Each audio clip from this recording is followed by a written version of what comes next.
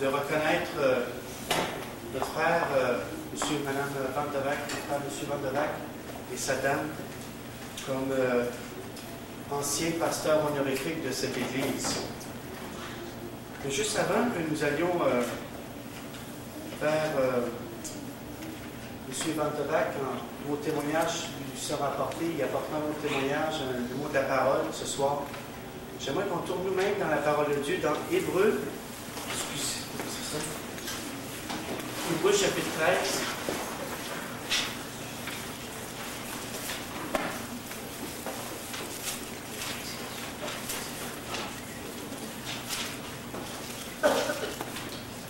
Hébreux chapitre 13, le verset 7.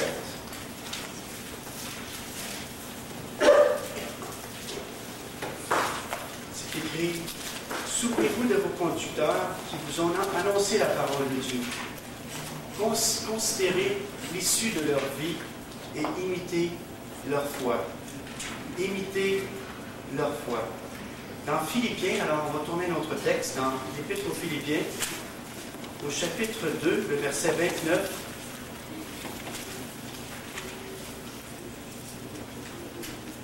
Alors Paul écrit à l'église de Philippe, il dit au verset 29, « Recevez-le dans le Seigneur avec une joie entière, honorez de tel homme, car c'est pour l'œuvre de Christ qu'il a été prêt de mourir, ayant exposé sa vie, afin de supplier l'absence de votre service pour moi. » Alors, ces deux versets, « Honorer de tel homme » et « imiter leur foi », ces deux versets que je présente ce soir devant vous pour obéir à cette parole d'Évangile, la parole de Dieu. Dieu a mis à cœur aux anciens de l'Église et à l'Église même, lorsque nous sommes rencontrés à la réunion de membres, de procéder ce soir à une reconnaissance officielle du ministère de M. Van de Wack et de Mme Van de Wack dans nos propres vies. Reconnaître que Dieu les a utilisés, les a choisis, moins, pour nous diriger dans la foi, nous conduire par toutes sortes d'exemples, toutes sortes de modèles de vie, d'enseignement, d'exhortation, de prière, d'exaucement à la prière. Et Dieu nous a mis à cœur de dire honorez-les. Qu'est-ce que ça veut dire honorer? Honorer une personne, c'est lui donner la place qui lui est due. Lui donner l'honneur, le respect. Aujourd'hui, on n'a pas tendance à honorer.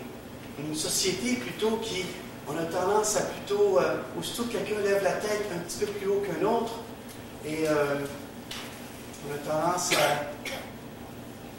Les vouvoiements se font de plus en plus rares. C'est rare qu'on va... Vous voyez, c'est rendu qu'on tutoie les professeurs à l'école, on tutoie les directeurs d'école, on va tutoyer. Et c'est vrai par souci de rentrer en relation personnelle avec l'individu tout en mettant de côté les protocoles ou le personnage, sa fonction ou autre. Mais la parole de Dieu nous dit d'honorer, de donner honneur, respect à une personne qui mérite et qui a besoin ou nécessaire, où Dieu nous met à cœur de dire reconnaissez-le comme un homme de Dieu. Et lorsqu'on reconnaît une personne comme un homme de Dieu, en dedans nous, il y a quelque chose qui n'est pas de l'extérieur ou des lèvres par un vouvoiement, mais quelque chose qui vient de l'intérieur qui dit je le respecte. Avez-vous remarqué que certaines personnes, c'est naturel pour vous que vous les respectez. Beaucoup de déférence, beaucoup de respect envers les personnes qui soit vous apportent dans la parole de Dieu encouragement, soit une personne qui vous donne beaucoup de crédit, d'expérience de vie. Et combien, je veux dire, cette expérience de vie que je vois mon frère, M. Van de Wack, et je pourrais passer des heures à l'écouter, souvent il a été une ressource dans mon ministère. Lorsque j'ai des moments d'interrogation, je peux téléphoner les frères, qui est plus vieux dans le Seigneur que moi, et il peut arriver, me donner quelques paroles. Et même des jeunes chrétiens, combien de jeunes chrétiens j'ai envoyé à M. Van de Wack, dire Tu vas voir quelqu'un qui en connaît plus que moi, alors va. Et nous nous sommes aperçus parce que par la suite, quand les jeunes revenaient, ils disaient, François, j'ai été encouragé. C'est toute une autre génération, tout un autre monde. Moi, je ne sais pas qu'est-ce que c'était en 1949, prêcher l'Évangile au Québec. J'étais pas là. Mais M. Vandevac était là. Et ce soir, je vais vous demander à chacun de vous de donner un court témoignage. Chacun de vous, ceux qui l'ont à cœur ou ceux qui ont quelque chose à partager, que vous aimeriez dire ce que vous avez vu dans la vie de M. Vandevac, ce qui vous a apporté dans votre propre vie à travers exhortation ou prière, ce qui a été le sujet de bénédiction pour vous. M. Vandevac s'appelle Dirk Vandevac, D-I-R-K. Vandevac, est-ce que vous savez, quelqu'un pourrait m'appeler le mot Vandevac? Vas-y donc, mon frère. Tu peux te lever pour que ça sorte bien fort, là. D-A-N. V-A-N. D-E-R-V-A-L-K.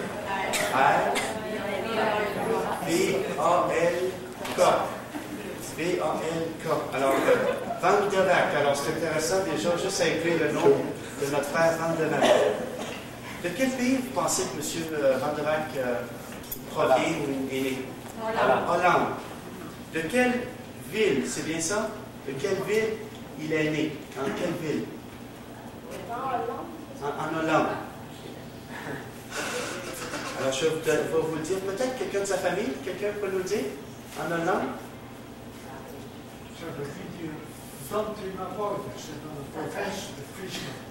Dans la province de Friesland et dans la ville de... Ok, vous avez bien compris? Alors, notre frère est né en 1899.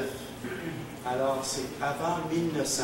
Alors, une année avant, le 30 mars 1899.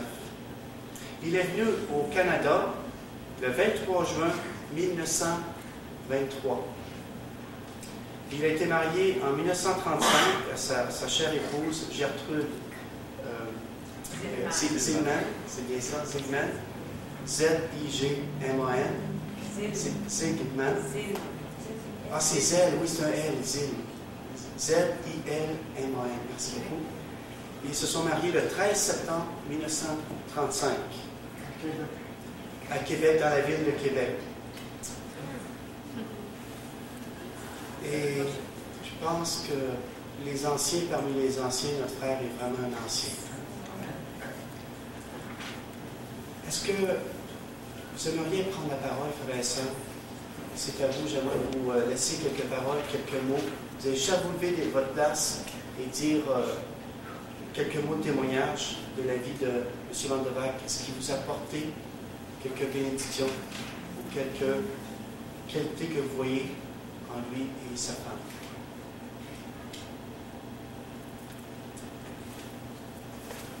Oui, Justin. En tout cas, je peux dire que c'est la persévérance de la foi en Jésus.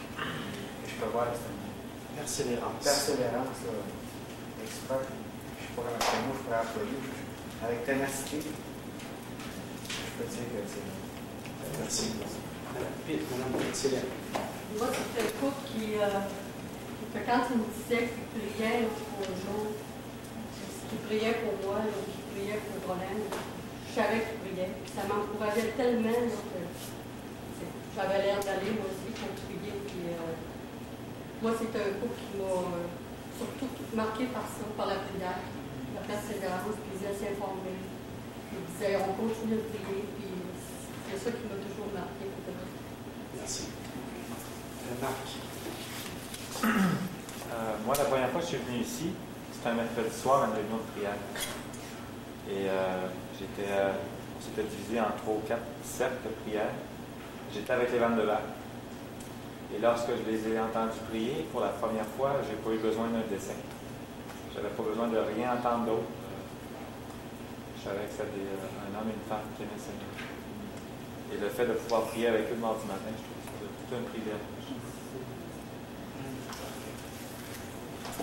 Lise? OK. Lise, juste avant. Moi, j'ai voyagé avec M. et Mme Van der Waal pour 3 ans. C'est moi qui les a conduits à l'église. Et ce que j'ai découvert beaucoup, c'est un cœur pour le peuple. Un cœur qui aime l'Église, le corps de Christ. Et qui a un cœur. Puis souvent, il dit, oh, ben, tel n'était pas là. Ou un tel ici n'était pas là. Puis ça fait vouloir dire, ben, on prie pour ces personnes-là. Vraiment un cœur pour l'Église de Dieu. Et que ça avance, que ça continue à grandir. Et ça déteindit sur moi aussi, parce que moi aussi, j'ai ces désirs. Cœur de pasteur. Lise. Suite à tout ce que les autres ont dit, j'avais à cœur de l'ajouter seulement que suite à leur livre que j'ai lu, que j'ai acheté plusieurs pour offrir un cadeau, ça m'a donné une force qui, let's go, vas-y de l'avant, Dieu est là. Ça m'a donné un peu de foi, ça m'a fait avancer. Alors, à travers la lecture du livre, ça m'a, c'est ça. Suite à tout ce qu'ils ont dit, je n'ai pas besoin de l'ajouter, il est déjà. et moi, je sais que Dieu répond à la prière. C'est ça. D'autres témoignages? OK. L'impression, c'est que c'est un couple qui est Parlez fort. C'est un couple qui n'est pas centré sur eux-mêmes, mais sur la personne de Jésus-Christ. Ce sont des gens qui se sont donnés à des enfants, à ce que je sache, pendant plusieurs années.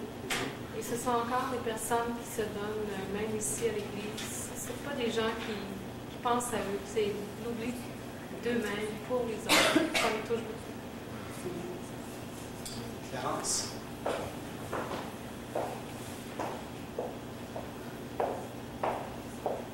Je vais voir la face. C'est ça. Vous dites ça? Moi, j'ai connu M. Van der Waal et Mme Van der Waal. J'avais 7-8 ans, je pense, et j'en ai 5 ans. Mes parents, avec mes parents, on était allés à Bonneville, au Flambeau. M. Van der Waal avait commencé là,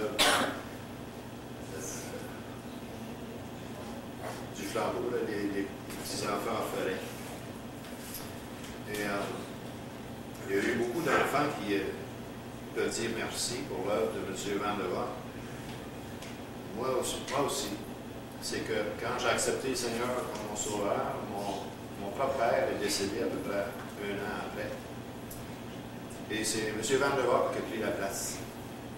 C'est M. Van der Waal qui a prié presque à chaque jour pour moi et ma famille. M. Van der Waal m'a prêché au téléphone à plusieurs reprises. Des fois, M. et Mme Van der Waal, tous les deux sur le téléphone, et moi et Lucie, tous les deux sur le téléphone, on nous prêchait. Et on a même prié ensemble au téléphone. On a eu l'honneur d'aller chez eux et prier encore. Et je crois que Jésus-Christ est vraiment dans la vie de M. Van der Waal. On peut voir Jésus-Christ dans sa vie.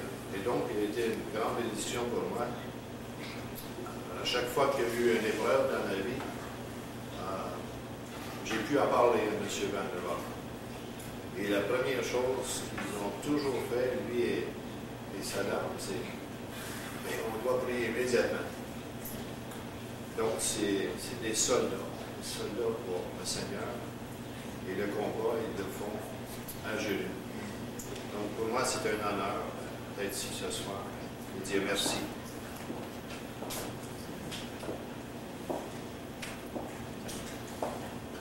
C'est d'autres personnes qui avaient des mots de témoignage. Alors, on a l'honneur aussi ce soir d'avoir M. Révérend, M. Batidat. Et je dirais que je respecte Jean-Paul Révérend jusqu'à j'en ai besoin. le pasteur de l'église de Roxy-Palm. Avant de dire un mot pour M. Van der Waal, j'aimerais d'abord remercier votre assemblée et puis votre église pour les chaleureux pasteurs que vous avez. J'apprécie beaucoup, on apprécie beaucoup à Roxy-Palm depuis qu'on est là, et puis même avant, la communion fraternelle avec votre pasteur François Picard et aussi Serge Gagné et leurs épouses. Ça nous encourage beaucoup. Ils nous ont encore invités dans leur pastoral, malgré qu'on n'est plus de l'association. On était avec l'association depuis 30 ans. Maintenant, on est avec l'Union des Églises baptistes depuis qu'on est à l'église de Roxton Park. On apprécie beaucoup encore la communion avec notre pasteur et de même avec Serge Gagné. Et puis on apprécie aussi l'aide que vous nous avez apportée aussi durant cet été dans les grandes rénovations qu'on fait au presbytère là-bas. Mon frère Marc Ely nous a aidé encore il y a 2 semaines à mettre des nouvelles serrures quand on a eu la visite des voleurs. Et puis aussi Serge Forgette nous a aidé un peu dans le déménagement, de toute façon encore. Et puis Charles Forgette plutôt. Charles, et puis encore d'autres frères qui nous ont aidés aussi. Frère Bailey nous a aidé à faire les joints du Gyproc pendant plusieurs jours. C'est un beau travail. On a bien apprécié tout ce travail-là que vous avez fait. Et bien, pour M. et Mme Van de Vock, je ne me rappelle pas quand est-ce que je vous ai rencontré pour la première fois. Je sais que c'était dans les années 50, mais quand est-ce que c'était, je ne me souviens pas. Je me souviens.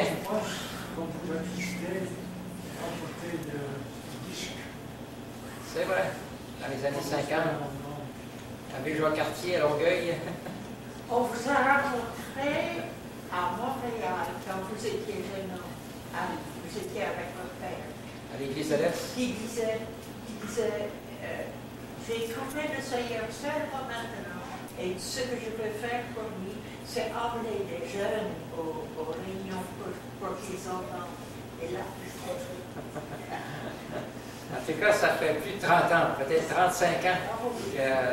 J'ai eu le bonheur de connaître M. Van de Vock. Et puis, quand j'étais étudiant à l'école publique Bethel, j'ai eu l'occasion d'aller au Flambeau à quelques reprises, puis participer à leur repas aussi. Et j'étais grandement impressionné d'être avec M. Van de Vock. Une fois, quand il prenait le repas, avant de prendre le repas, M. Van de Vock a lu un verset que je n'ai jamais oublié. C'était dans les Actes des Apôtres, au chapitre 27. Et puis, avant de prendre le repas et de rendre grâce, il a dit « On n'avait pas mangé depuis longtemps. » C'était tellement à propos. Je ne peux pas l'oublier. Et puis ensuite, il a rendu grâce et puis on a pris le repas. Et c'était un repas tellement simple, un repas de pauvres, je dirais. Et M. Van de Vock, ils ont été des modèles pour moi vraiment de vie simple. Ils n'ont certainement pas vécu dans le luxe. Ils n'ont pas été des Jim Baker. Ils n'avaient pas des robinets en or à leur flambeau. Loin de là. Mais ils ont fait un travail profond pour le Seigneur. Une foi sincère, une foi vraiment profonde pour notre Sauveur Jésus-Christ. Et c'est ça qui m'a impressionné le plus. Et une dépendance totale dans notre Dieu Tout-Puissant. Et puis j'ai l'occasion aussi de travailler avec leurs garçons, Louis et Gérard, 2 travailleurs aussi comme leurs parents, 2 colosses. J'aurais jamais arrivé à faire le travail physique qu'ils faisaient avec la force qu'ils avaient. Mais j'ai travaillé à fendre du bois une fois avec Louis. Une autre fois, à plusieurs reprises, on a prêché l'Évangile au coin de la rue Wellington et puis Wellington et King à Sherbrooke avec Gérard. Et c'était vraiment encourageant de travailler avec leurs enfants. Et je suis content de voir vraiment les voir si fidèles à leur âge et c'était un modèle pour nous autres. Que le Seigneur vous bénisse abondamment et vous garde encore longtemps parmi nous, M.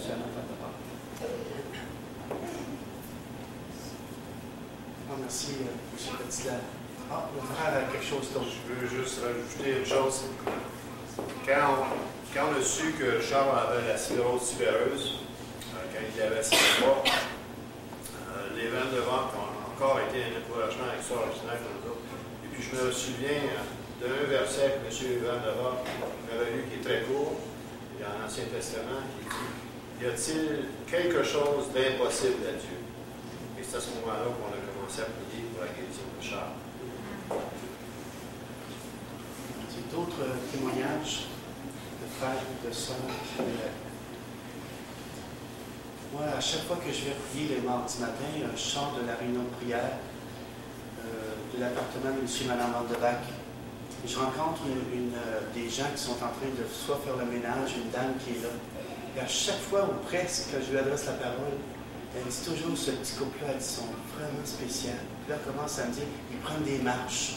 Il amène sa femme prendre des marches 3 fois par jour et ça. Et le témoignage que cette femme a, cette femme qui s'occupe de l'appartement là-bas, du bloc. Elle dit j'ai rarement vu ça, un couple qui s'aime comme ça.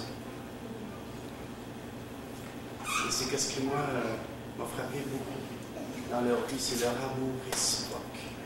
Comme un couple vraiment uni au nom du Seigneur Jésus-Christ. Est-ce que d'autres témoignages d'autres personnes? On peut parler 2 fois. Cet été, on priait, moi et mon épouse, et on priait pour le salut de mes 2 filles, les 2 plus grandes, pour qu'ils acceptent le Seigneur. Et les Vandevac priaient avec nous au travers de ça. Et eh bien, le Seigneur a répondu aux prières, chacune à leur tour, à quelques semaines d'intervalle. Elles ont donné leur petit cœur au Seigneur. Et je me souviens d'être arrivé ici et de M. et Mme Vandevac me demandaient, puis, est-ce qu'ils ont accepté le Seigneur? Et lorsque j'ai pu répondre oui, je me souviens de leur joie et de l'éclat dans leurs yeux. Hein, puis ils avaient dit, bien, c'est encourageant de voir qu'à notre âge, on peut encore être utile. Alors, c'est un couple qui a le fardeau des hommes. Le désir de faire pour Christ. Je rencontrais le pasteur tout de suite après. Puis alors, je rencontrais le pasteur Jacques Charbonneau, puis dans la prière cette semaine, il me disait tu diras bonjour à M. et Mme Vandevac. Et je les connais. Il dit moi, j'étais pasteur, je me souviens quand quelle année, dans Mégantic. Puis il dit je suis venu porter un enfant au flambeau parce que sinon, il y avait quelque chose qui se produisait là, avec cet enfant-là. Et là, pour rescaper cet enfant, ils l'ont amené au flambeau. Et je disais ça à Mme Vandevac, et qu'est-ce qui est plus beau, c'est qu'elle s'en souvient. Elle dit oui. Elle dit je me souviens, et ils l'ont gardé pour 1 an, je pense bien. Oui, Yann, moi, je voulais juste, je m'excuse parce que j'ai une voix un petit peu basse, hein, mais je voulais juste dire que moi, je me rappelle, je connais M. Vandevac. Je connais M. et Mme Vandevac depuis 1974, ça fait 18 ans. Puis mes premières réunions de prière, j'étais pas encore chrétienne, mais j'allais de mercredi en mercredi, puis on était peut-être 4-5 chrétiens, entre autres M. et Mme Vandevac, il y avait peut-être deux autres chrétiens. Puis je suis allée à plusieurs mercredis, que j'étais pas encore convertie, mais je pense que l'attitude de M. et Mme Vandevac m'a vraiment aidée, je pense, à accepter Jésus-Christ. Je vais quand même partager ça. Merci beaucoup. Alors, oui, Daniel. Ça fait pas longtemps que je connais M. et Mme Lam, mais il y a eu beaucoup de choses de dites d'eux autres. Ce qui m'a frappé le plus, moi, d'eux autres, leur disponibilité, numéro 1, l'amour inconditionnel, sans aucun jugement, tel que tu es. Ça, pour aimer de même, il faut vraiment que tu reflètes Jésus-Christ dans ta vie. Puis selon les témoignages qu'on a eus, c'est parce que Christ est reflété dans leur vie qu'ils peuvent refléter cette même amour. Et puis, vous savez qu'avant les fêtes, nous, on a passé une période assez difficile. Et puis, je partageais cette chose avec les Vandevac. Et puis, Mme Van m'a appelé chez nous, elle a dit, il y a 2 choses que je peux faire. Je peux prier. Elle dit, Dieu m'a laissé encore la capacité de me servir de mes doigts et du téléphone pour faire de quoi pour toi. Des fois, on voit des chrétiens qui ont tous leurs membres, qui sont en parfaite santé, et on en fait moins qu'eux autres. Ça donne beaucoup à réfléchir. En tout cas, moi, je suis vraiment reconnaissant envers eux autres.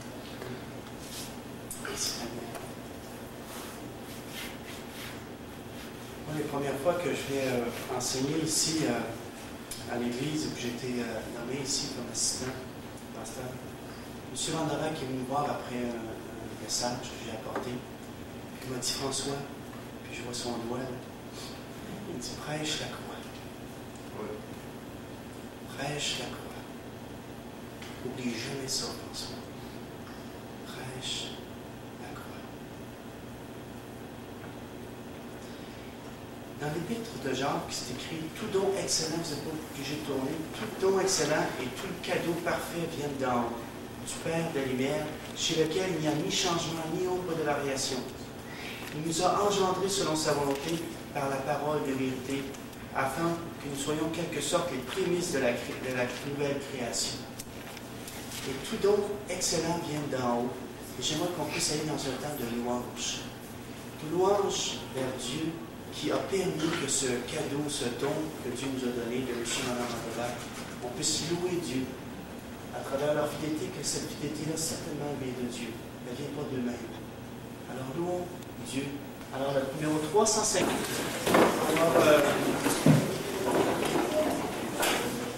L'Église baptiste de la Haute-Yamaska reconnaît M. Vandevaart comme un honneur. On appelle ça le honoris causa. Et je vais lire ici ce que nous lui présentons. Honoris causa, M. Vandevaart, Dirk Vandevaart. En ce deuxième jour du mois de février 1992, reconnu comme pasteur et ancien honorifique de l'Église évangélique baptiste de la Haute-Yamaska, reconnaissant la grâce et l'onction de Dieu sur son ministère parmi nous. Signé les pasteurs de l'Église. Alors, M. Vandevaart, on vous remercie ici.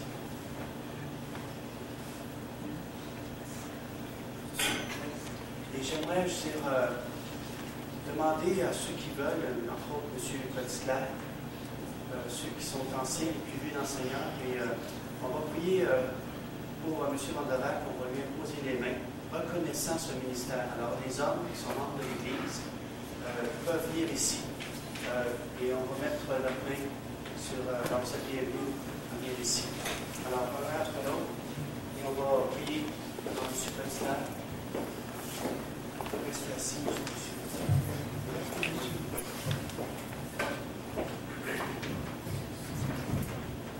Ok, si d'autres. Alors, on va prier ensemble. Prions Dieu. Père Céleste, c'est au nom de Jésus-Christ que nous reconnaissons, Seigneur, ta grâce et tout don excellent que tu as accordé à notre Frère bien-aimé, M. Vandevaart. Et c'est en ton nom, Seigneur, que nous reconnaissons que M. Vandevaart est un homme choisi de toi, un homme que tu as chéri selon ton cœur et que tu as envoyé parmi nous. Père Céleste, lui et sa femme, tu les as appelés à être missionnaires au Québec. Et tu les as assistés par ton Esprit Saint, ton Esprit de puissance, de foi, d'amour, de sagesse. Nous voulons te remercier. En ce jour, Père Céleste, nous te remercions et nous reconnaissons ta main sur cette vie, cet âme de chéri. Au nom de Jésus-Christ, nous te prions. Amen.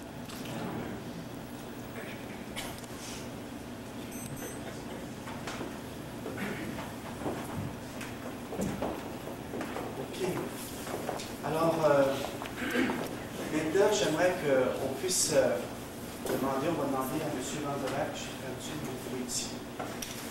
Alors,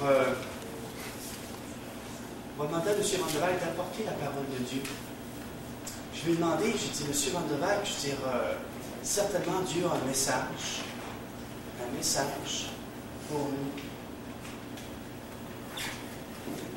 qui vient de votre part. Vous nous connaissez, il était dès le début de l'Église. Dites-nous ce que Dieu a mis sur votre cœur. Et j'ai même osé dire que ce soit comme un dernier message. Comme si vous nous transmettriez le bâton dans une course à relais à nous en tant qu'Église. Alors, M. Vandevaart, que l'Esprit de Dieu soit sur vous et puisse conduire dans ce temps.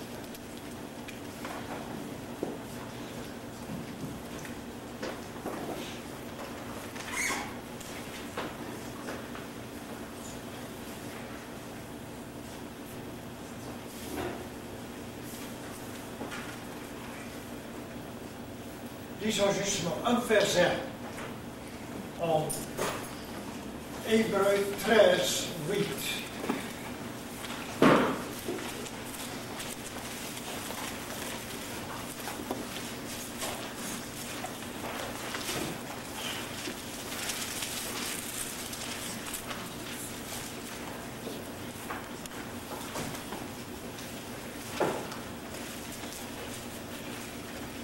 Jésus-Christ est le même hier et aujourd'hui et éternellement.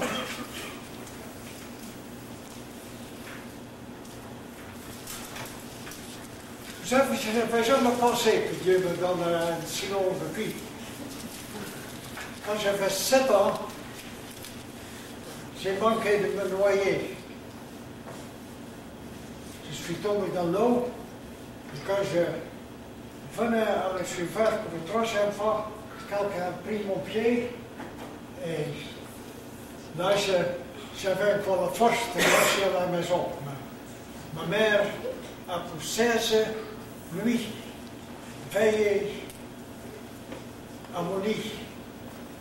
Et mon père, pasteur de cette petite ville, avait des notices dans la fenêtre, l'ange de Dieu plane au-dessus notre maison. Heureusement, tout est arrivé bien. 4 ans plus tard, j'étais allé à la plage, dans l'océan, pour baigner. Et voici, ce n'était pas le meilleur temps.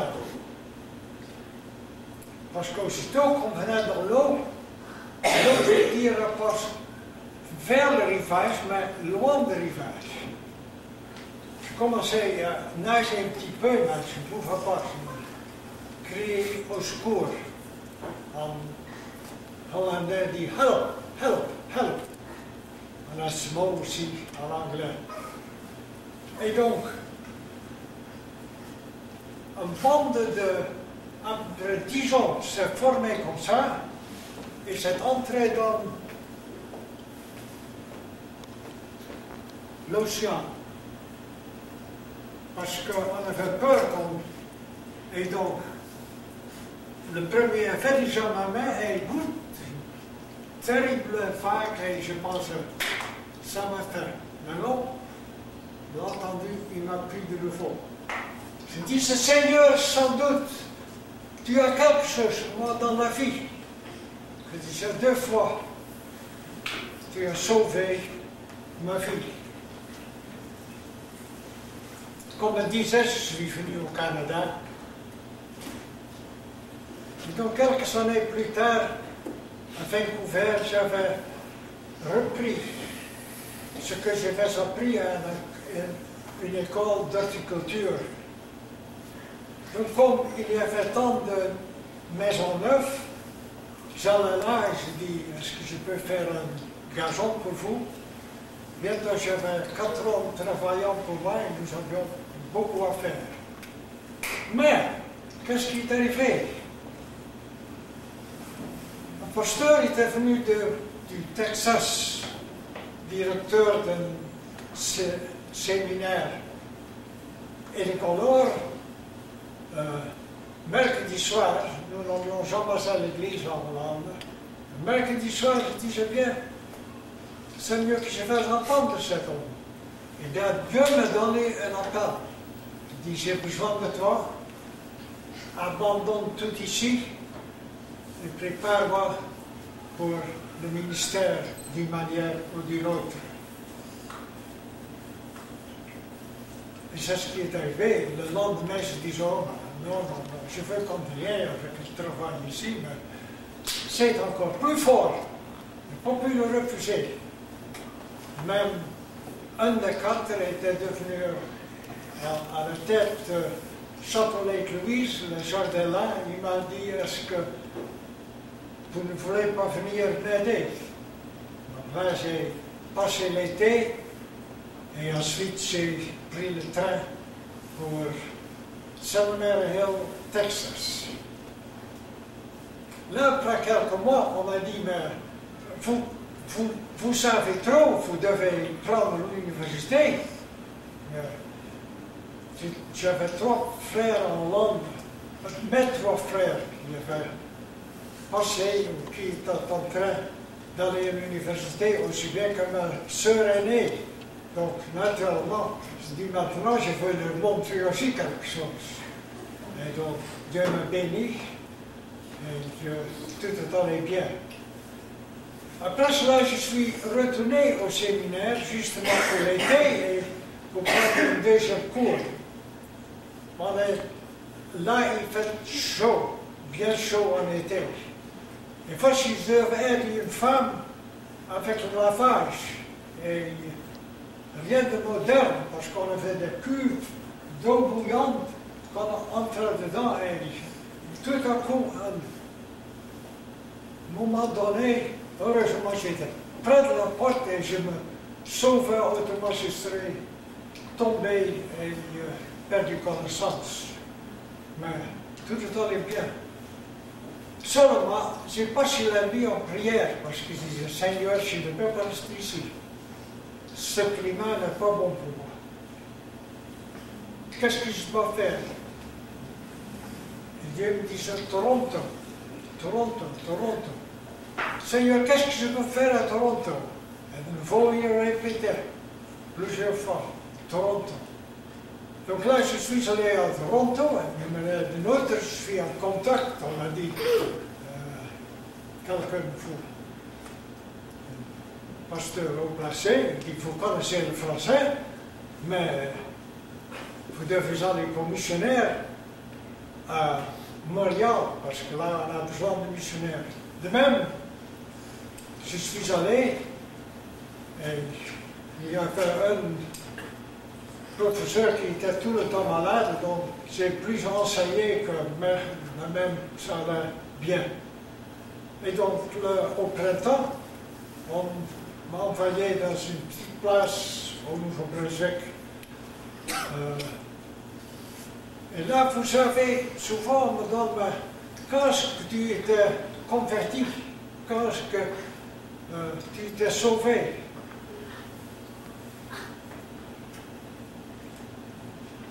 Quand j'étais avec au Texas, voici, j'avais joint une église où les gens travaillaient dans le coton. Et donc, un mercredi soir, le pasteur dit, maintenant, on va savoir quel jour vous êtes sauvés. Une trentaine là. Quand ça venait chez moi, je disais bien, je sais que je suis né, mais quand je suis né de nouveau, je ne sais pas. Oh, ça c'était terrible. J'étais à la tête ceci, à la tête ceci. Non, on ne peut plus rien faire pour vous. Donc c'est pourquoi, là, à College, Nouveau-Brunswick, là c'était une fois que je priais toujours dans le jardin qui était à côté de la rivière. Et donc, là, je demandais à Dieu, il dit, donne-moi maintenant, laisse-moi ça faire. Et là, il m'a montré des péchés que je n'avais jamais vus auparavant. Et là, je commençais à pleurer comme un enfant. Et là, je suis sauvé. Alors, après cela, j'avais 2 églises, un français au Canada et un anglais aux États-Unis. La rivière était entre. Et donc, quand même, je n'étais pas bon de mon français pour le parler. Je disais Paris. Donc, comment, de cette manière, je suis venu à Paris. Et vous savez, c'est la même chose qui est arrivée quand j'ai passé une nuit avec Dieu en prière. Vous savez quoi faire. Là aussi, je dis maintenant, Seigneur, j'ai rencontré quelqu'un, j'en ai rencontré d'autres. Et donc, c'est comme ça, comme le Seigneur m'a dit, ça c'est elle que tu dois marier. Et c'est arrivé. Elle se trouve derrière moi. Seulement, on ne voudrait pas le laisser aller. Je comprends que c'est mieux que vous retournez de nouveau au Canada. Et donc, peut-être vous voyez une autre jeune fille. Et, on va voir ce qu'on peut faire d'une année. Mais comme ma femme, il a reçu tant de lettres là que... Donc, elle est venue une année plus tard, et nous nous sommes mariés dans la ville de Québec, petite église baptiste anglaise, près de Champs-Élysées. Grande Allée. Quand c'était? Sur la Grande Allée. Aux Champs-Élysées, cette allée. Grande Allée. Excusez-moi, jeune. Qu'est-ce que vous dites? C'est correct.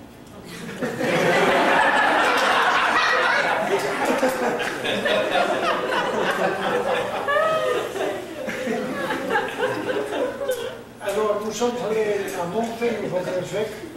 J'ai devenu assistant du pasteur Langtin. Et on a passé là plusieurs années. On faisait une petite église. Et voici quelque chose de remarquable aussi.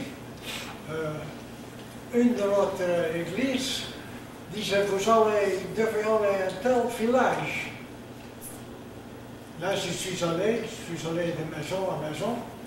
10 ans après, je reçois une lettre qui me sortent pas il faut pas, c'est que vous n'avez rien fait. Ce matin, quand même, le police montée pensait que vous étiez un espion allemand, parce que je ne parle pas bien le français. Mais il y a maintenant dans chaque maison, il y a une Bible. Et on lit cette Bible. Donc on ne sait pas. Quelquefois, on ne dit pas, oh, mon travail a été en vain. Dieu a de manières pour faire respecter. Et de même, c'est arrivé avec d'autres choses.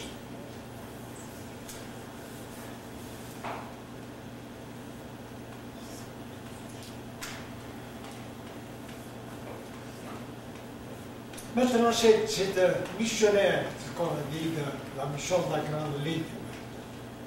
Il fait quelque chose qui n'allait pas. Et donc, à cause de cela,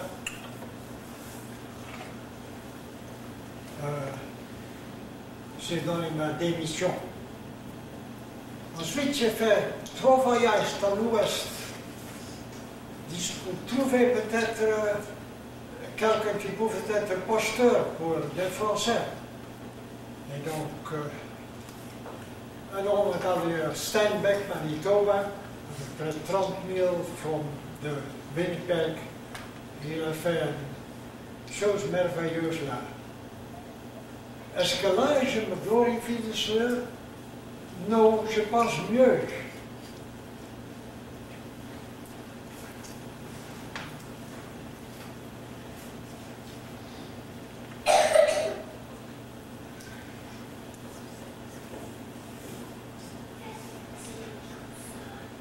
Vous savez que, j'ose le dire,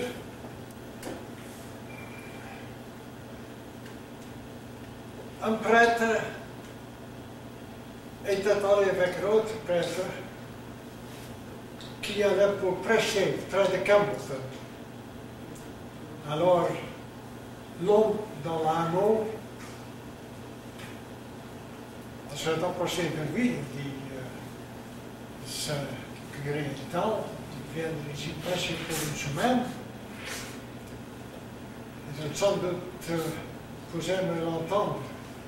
Oh non, non, il dit, je suis en train de laborer un petit peu. Mais il dit, est-ce que tu ne sais pas que je suis Dieu? Et cette nouvelle s'est répandue 300 000 plus loin, à Moncton, Nouveau-Brunswick. Alors M. Lloyd a dit, c'est là où nous devons aller. Et vous savez, là, ils ont eu des temps merveilleux. On venait là avec un auto, et au-dessus de l'auto, de belle musique. Et L'autre mot disait, oh, ce sont des choses contre notre Église. Et donc, voici, une fois je suis venu, heureusement je ne le vois pas parce que là où on avait les réunions, on disait toujours, nous allons briser tout cela. Mais voici, quelques heures dehors, quelques heures dedans, je dis, c'est mieux que vous entrez. Et je disais, Seigneur, c'est maintenant Dieu contre Satan. Après une demi-heure, je m'arrêtais et disais, donnez-nous plus de cela, donnez-nous plus de cela. Et ça, ce sont des choses qui comptent plus que quand on prêche quelque part, on prêche pour 100, 150, 200 personnes et rien n'arrive. Oui, en effet.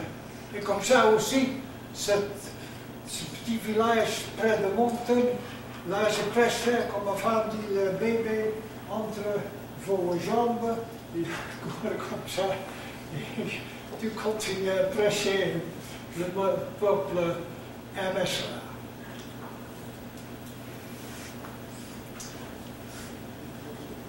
Mais voici, tout est arrivé par la foi, mais comment?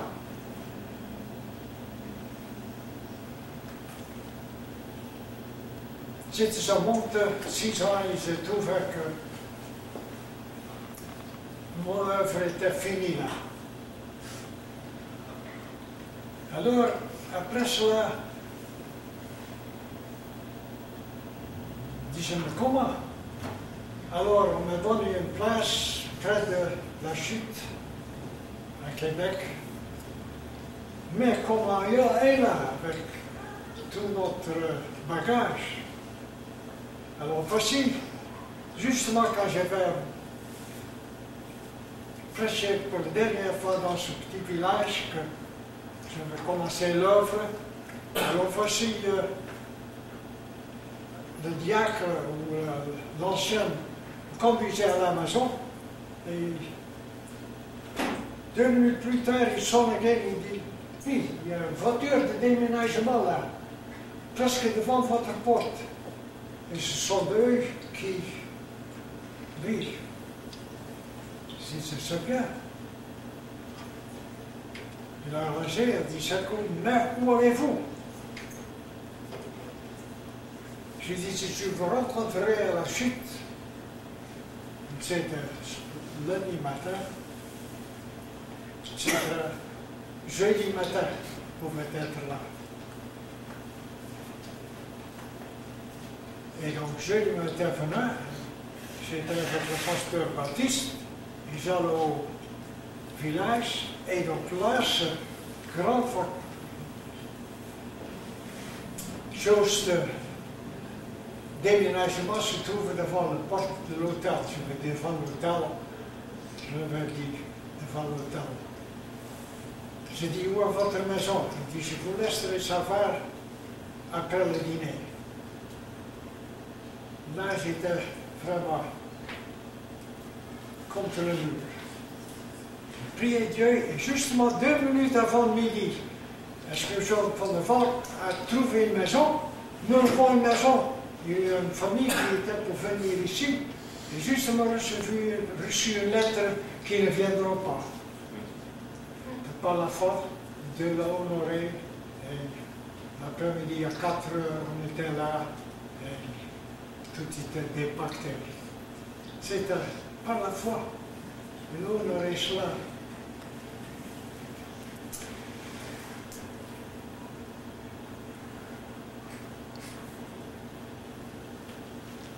Par la foi. Parce que par la foi, nous attendons aussi un réveil. Les temps sont prêts pour cela.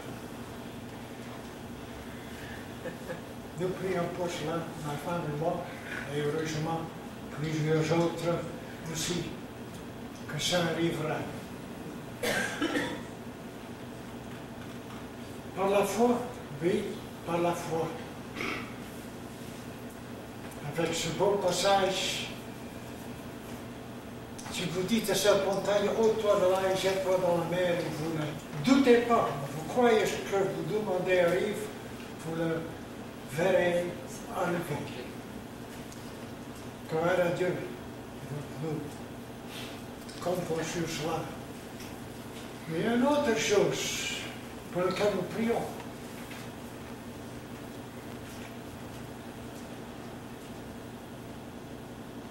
Vous savez peut-être, quand je pense, ici derrière moi, c'est toute ma femme,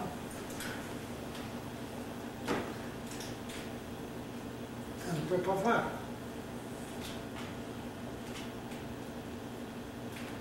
De temps en temps, petites affaires, on peut vous rencontrer, parler, mais on n'a pas encore où on peut dire oui, je vois. Alors donc peut-être nous pouvons avoir une prière concernant cela. Disons, Seigneur, c'est aussi notre pasteur prêchait après que nous avions déjà décidé cela, concernant ce passage. Si vous demandez, si vous êtes d'accord, demandez à Dieu une chose quelconque, elle sera pas peut-être accomplie, elle sera accordée par mon Père qui est dans le ciel. Et voici, avec cela.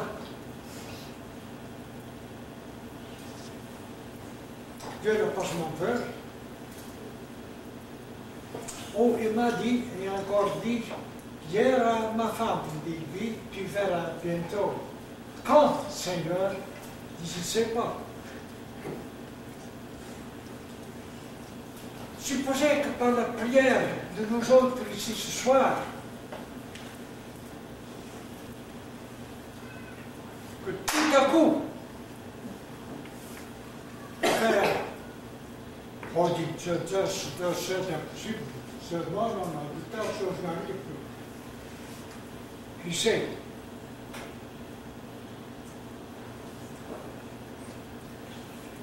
On a la foi pour cela. Prions pour cela. Notre Dieu, notre Père, comment nous te remercions en effet que tu es vrai et que tes promesses sont dans la Bible. Ce ne sont pas de mensonges, ce sont des promesses. Justement, comme je priais pour aller de Monte à la chute, tu m'avais convaincu par plusieurs passages dans ta parole. Et Seigneur, de même, ici, nous trouvons devant quelque chose. Nous ne savons pas. Le Saint-Esprit, tu le sais, tu es à côté de moi. Et en effet, tu pourrais dire, même ce soir, on pourra voir.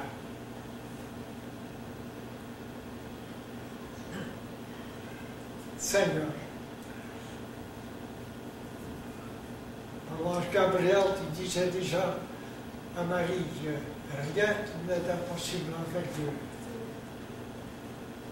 Nous te remercions, en effet, Seigneur, que nous l'avons vu aussi, des livres que ma femme a écrits, toutes sortes de choses impossibles avec l'homme, mais possibles avec Dieu. Notre Seigneur et notre Sauveur, te demandons maintenant d'être avec nous tous ici. J'ai cru en la foi, dis dans mon cœur, oui Seigneur, que cela arrive, même ce soir.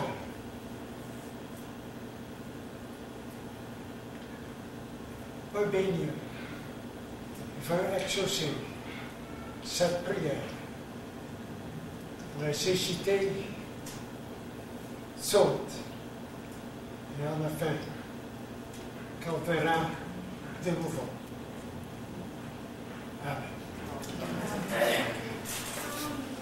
On va prendre le cantique numéro 330. 330.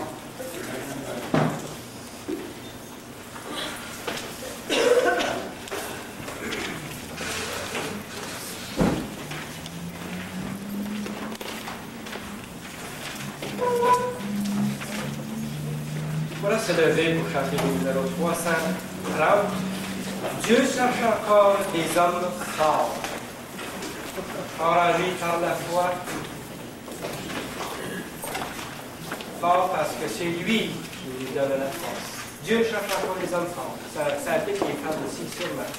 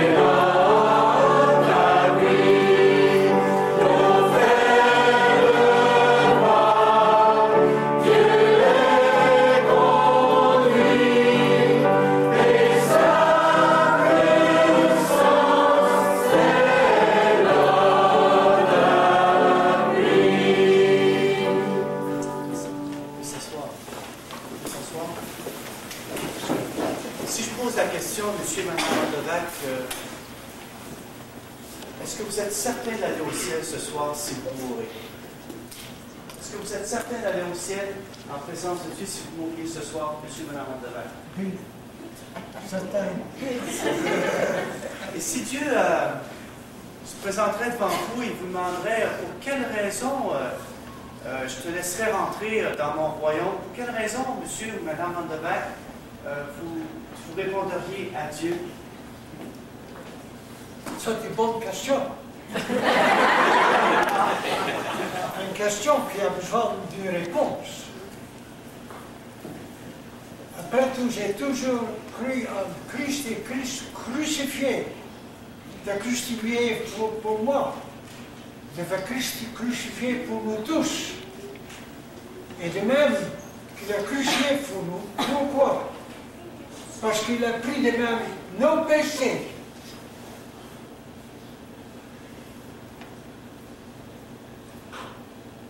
Et de même, nous ne pouvons pas dire, j'ai tant de péchés, il est impossible que quelqu'un fait quelque chose pour cela. Non.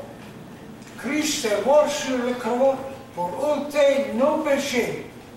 Et voici, c'est arrivé avec nous aussi, dont je vous ai parlé, là, c'est un Condorcet Nouveau-Brunswick, à côté de cette grande roche, ça doit être là, je pourrais le retrouver. Et donc là, puis, c'est que je suis né de nouveau. Et ma femme pouvait dire la même chose. Alors, notre Seigneur, notre frère nous a laissé ce verset. Jésus rencontre un homme âgé dans une nuit. Et cet homme s'appelle Nicodème. Il vient voir Jésus. Il dit, on sait que tu fais des miracles, que tu es un grand homme et tu fais de grandes choses. Jésus n'a pas commencé à parler de ces grandes choses et de ces miracles.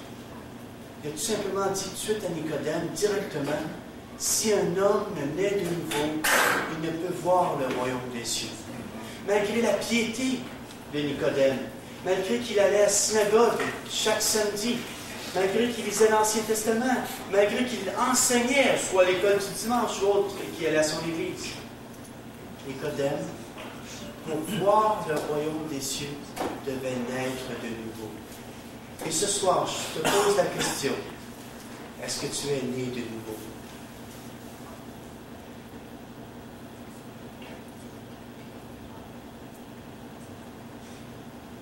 C'est une question qui est très sérieuse. Jésus-Christ est venu sur la terre pour venir nous sauver. Et il dit à Nicodème, Nicodème, si tu ne nais de nouveau, tu ne peux voir le royaume des cieux. Et c'est lui qui l'a dit. C'est pas moi qui dis ce passage-là ce soir. C'est écrit, allez voir. En 1977, moi-même, au mois de mars, j'ai rentré dans ma chambre et j'avais entendu parler de l'évangile de Jésus-Christ. J'avais vu un pasteur, j'avais lu la Bible, ma mère en avait une, mais je n'étais pas encore converti. Je n'étais pas encore né de nouveau. Et je me souviens au mois de mars, comme M. Vandevac disait, j'ai rentré dans ma chambre. Je pourrais me souvenir, moi aussi, c'était comment était le divan qui était là. Je suis mis à genoux. J'ai dit, Seigneur, je te donne ma vie. Fais-en ce que tu veux. Et à partir de ce moment-là, le cœur de François était complètement bouleversé d'un amour, un amour éternel. L'amour de Dieu a été révélé à travers son Fils. J'ai compris que Dieu m'aimait. Il ne voulait pas me juger. Dieu veut nous sauver. Et il attendait tout simplement que je ouvre la porte. Et ce soir, est-ce que tu voudrais ouvrir la porte et laisser rentrer le Fils de Dieu, le Roi de gloire, entrer dans ton cœur? C'est une invitation. Attendez pas. Lorsque votre corps sera séparé de votre âme et que l'âme retournera au Père, Père Céleste, et Dieu va dire, je savais, parce que tu étais là, tu as entendu le témoignage, tu sais que mon Fils a dit, si un homme ne naît de nouveau, il ne peut voir le royaume de Dieu. Pourquoi n'as-tu pas obéi à cette invitation? Et c'est au nom de Jésus-Christ, avec tout l'amour qu'il a pour vous ce soir, au nom de son amour, je vous invite à venir. Je ne connais pas vos cœurs. Peut-être vous venez à cette église ici depuis quelques mois ou quelques années. Est-ce que vous êtes des nouveaux? Est-ce que tu voudrais répondre à ce cantique qu'on a chanté, Dieu cherche encore des hommes forts, des femmes qui vont prendre ce que notre frère nous a laissé ce matin, ce soir, c'est-à-dire, et dire, je veux servir, Seigneur. Est-ce qu'il y aurait un missionnaire qui est ici, en germe, qui pourrait aller non pas peut-être en Hollande, plutôt envoyer un missionnaire. Pourquoi qu'il n'y aurait pas un missionnaire ici? Ou une personne qui accepterait Jésus-Christ comme son Seigneur et Sauveur? Ce soir, est-ce que tu veux répondre à l'appel de Dieu de te consacrer? Prions Dieu ensemble. Père Céleste, j'ai lancé l'invitation au nom de ton Fils Jésus. Je ne connais pas les cœurs de personne qui est ici. Seul toi, tu connais les cœurs de chacun. Tu connais, Seigneur, ce qui se camoufle en arrière de bien de la paraffine, bien du cirage, bien de belles choses qu'on peut dire sur nous. Mais en fait, Père Céleste, toi qui es le Dieu de lumière, tu vois au-delà de notre cœur.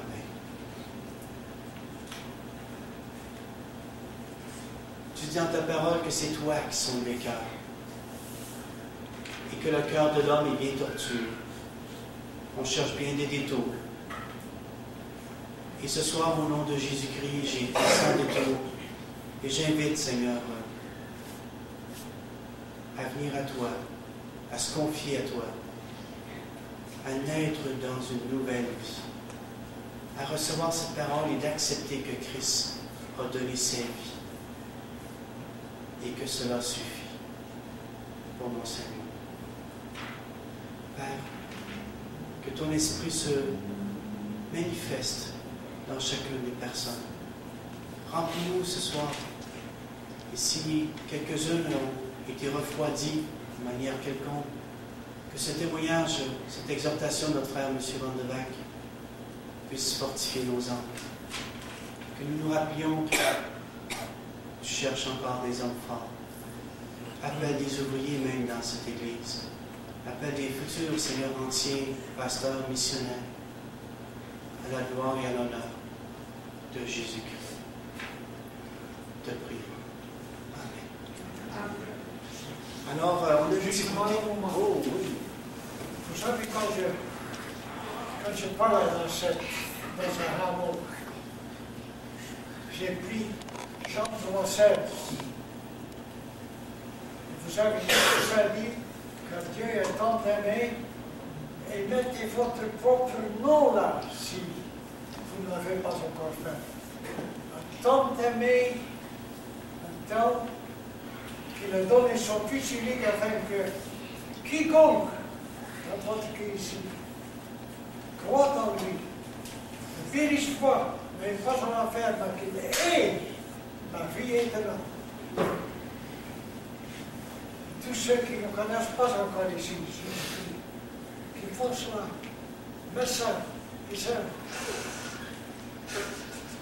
ça peut causer que des miracles, aussi, miracles de nouvelle naissance, viennent ici.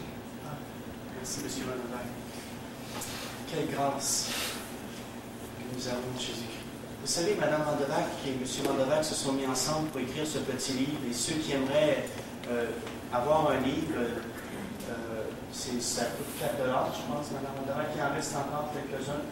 Alors, c'est comment je sais que Dieu a répondu à la prière. C'est un peu l'histoire du flambeau et de leur ministère de vie. Alors, vous pouvez le lire.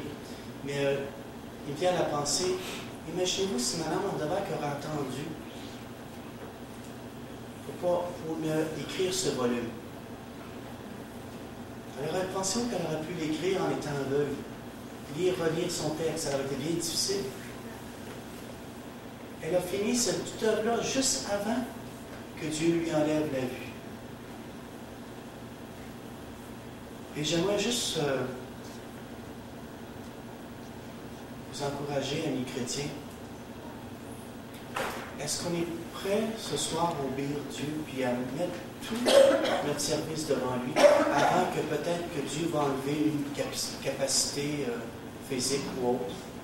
Est-ce que présentement nous sommes prêts à servir pleinement? Et je suis certain que notre sœur, nous prions pour ça, recouvre la vue. Mais elle aimerait tellement ça faire encore plus. Mais parce qu'elle a lu les Écritures au plus de 50 fois dans sa vie, elle peut même nous réciter plusieurs versets, même quand nous lisons ici, elle peut lire et nous devancer. Je rends grâce à Dieu.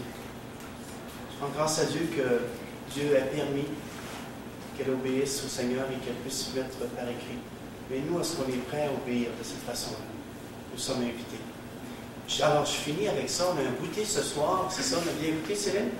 Alors, pendant que Céline va aller nous préparer ça, alors vous êtes invités, il y a un café ou une tisane ou autre chose, des petites grignotines, des petits gâteaux. Il y a un beau petit gâteau pécan que j'ai fait. J'espère que vous allez l'apprécier. Alors, j'ai même choisi les pécans pour mettre dessus. Alors, on rend grâce à Dieu pour toutes choses. Je ne sais pas si il y a des petits morceaux. Alors, c'est parfait. Alors, vous êtes bienvenus. Alors, ceux qui veulent continuer à parler avec M. et Mme Andorra pourront le faire. Et que Dieu vous bénisse. Et dimanche prochain. Merci.